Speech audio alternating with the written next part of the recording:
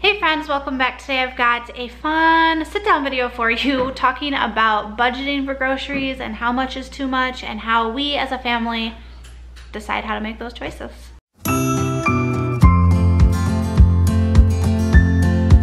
If you're new around here, I do hope that you enjoy this video and consider hitting the subscribe button to be a part of the family. We would love to have you. This is actually a tag video that was started by Wendy from the channel Wendy Valencia, so thank you, Wendy. It has made its way to me, and Kelly over at Freedom in a Budget tagged me in her recent video of this tag, and so I thought I would take the time to sit down and answer these questions. Make sure to check out both Kelly and Wendy's videos down below to see their answers to these questions, because I can guarantee that everyone has a different take on things when it comes to budgeting for groceries. And before I forget, I would like to tag Stephanie over at This Lexington Life and also Stevie from Stevie's Life, because I know they both do grocery hauls. Not sure exactly how much they really budget, but I'm curious to hear their answers on these because I know that they do grocery hauls on their channels. So question number one is, how much do you think is reasonable to spend on groceries and why? For the longest time before we had a budget, I'm pretty sure groceries was one of those categories that was just way over the top for us.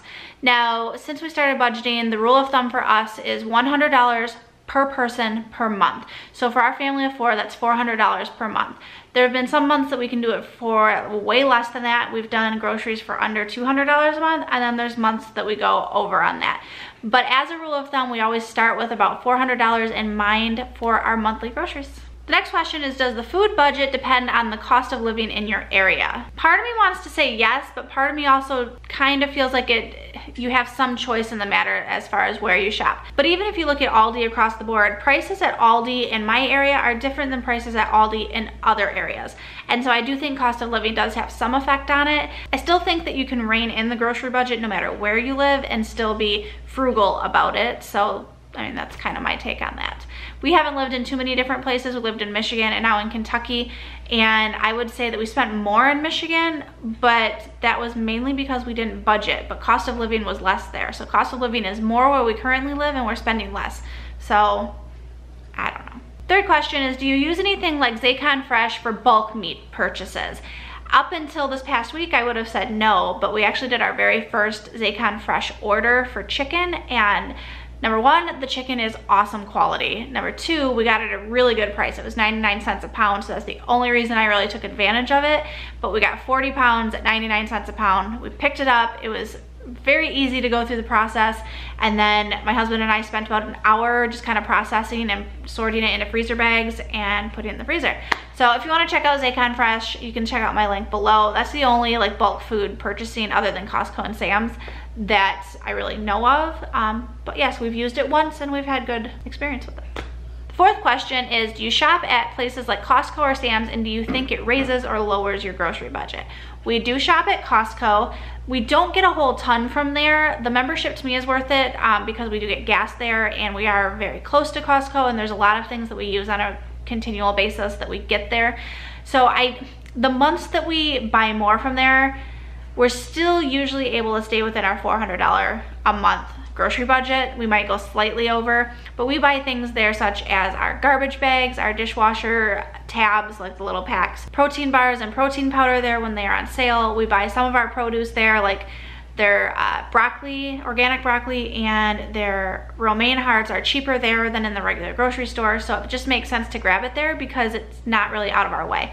So I don't really think it raises our grocery bill. If anything, it does save us a little bit of money in the long run, I would think. I haven't actually done a cost analysis. The fifth question is, do you coupon or shop sales, and how does that affect your budget? I don't coupon in like the standard cutting coupons out of like the Sunday newspaper type of couponing. I use Ibotta, which I get a lot of money back in digital rebates, and so that's my main couponing. And then I use store apps like Meijer has M-Perks, and that's like digital coupons. Walmart has their savings catcher, which isn't coupons, but it kind of does price matching in the area and gives you money back on a digital gift card. And so I do use those things, and I think they definitely help the budget. If you've not tried Ibotta yet, you're missing out. I've got a few videos of some awesome Ibotta hauls here on the channel, but check out the link down below. You will actually get a $10 bonus rebate when you redeem your first rebate through the app, and I get a bonus as well. So again, I thank you for that. But Ibotta is probably my main couponing tactic. Number 6, do you meal prep and does it save you money? Yes and yes. Well, I meal plan. I don't necessarily do a whole lot of prep. I will prep some things, like I'll hard boil eggs once a week for lunches and snacks, and I might cut up veggies and get those washed and prepped and put in containers in the fridge because the kids like to snack on stuff like that. So I do a little bit of meal prepping. I meal plan almost every week, or at least we have some general idea of what we're going to be eating. And then I definitely think that affects the budget, because the weeks that I don't meal plan, or I just don't feel like doing it, or for whatever reason, we definitely spend more, or things just feel more chaotic. So meal planning, meal prepping, I think are very beneficial. The next question is actually, do you plan a monthly or a weekly meal plan, and does it save money? We personally do weekly. I've tried doing 2 weeks at a time, and it doesn't work with the flow of how either my brain works or how our family functions. For those of you that can plan a month at a time, awesome, kudos. I envy you in some ways, especially those of you who do your planning and you shop once a month with just like smaller fill-ins. I just can't do that. I don't know why, it's just not the way my brain works. And that works for us, and again, I do think that saves money in the long run. Question 8 is, have you ever tried a meal planning service such as Easy Meals? I'm not real sure what Easy Meals is, but if they're talking about things like HelloFresh and stuff like that, we've tried them in the past. They're not very economic for us. We did like their free trials or their discounted trials where it wasn't too bad of a cost per meal that way, plus the kids were younger, so they actually ate less then. Now my kids are eating way more. They're like real humans. Those type of things are not very cost effective for us. I can cook meals way cheaper than what like the HelloFresh and stuff like that cost. And question number 9, last but not least, how much do you eat out and how do you budget for that? Well, we don't eat out hardly at all. Eating out for our family is a very special treat, or something we do in like dire circumstances, like we're traveling and we didn't bring snacks, which would never happen because I always pack snacks. Sometimes when we're traveling, we will go through a drive-through just on the way to and from Michigan. And other than that, like going out to a sit-down meal as a family is a very special occasion for the most part. I will say that we have recently purposefully started budgeting for this, about $75 a month, which is, some of you are like, wow, that's a lot of money for eating out, and others of you are like, I spend that in 2 days. I'm not here to like decipher what's good and what's bad. I just know for our family, $75 is more than adequate for us to go out and have a dinner and maybe a lunch and dessert or something like that for our family. It's just, we do not spend a lot on eating out. Would we like to eat out more? Part of me says yes, and the frugal part of me knows that I can cook at home for way cheaper. For example, last month we went to IHOP for breakfast after I had a medical procedure done.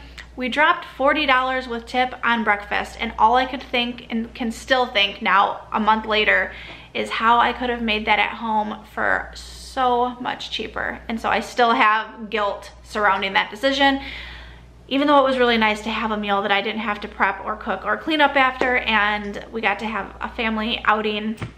I still just have guilt surrounding it. So we made a purpose after that to purposefully budget for dining out, and that's how we're working it now. So we'll see how that goes over the next few months. But that is all the questions. I would love to hear your answers to some of these down below. I'm gonna copy the questions in the description so you can take a look at them.